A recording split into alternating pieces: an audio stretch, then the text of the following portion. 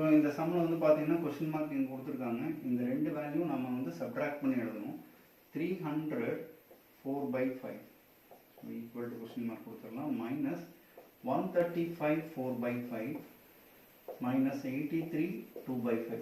Denominator value எல்லாமே வந்து ஒரே மாதிரி இருக்குது. ஸோ அதனால் நாம் என்ன பண்ணுறோம் அப்படின்னா இதை ரெண்டையும் ப்ளஸ் பண்ணி இதோட மைனஸ் பண்ணுறோம். ப்ளஸ் பண்ணும்போது 135 83 ப்ளஸ் பண்ணிங்க அப்படின்னு சொன்னால் நமக்கு 8 1 2 1 8. 300லேருந்து 218 சப்ட்ராக்ட் பண்ணிங்கன்னா வர வேல்யூ 82. இப்போ நீங்கள் 4/5 இதை ரெண்டையும் ஆட் பண்ணிங்கன்னா 6/5.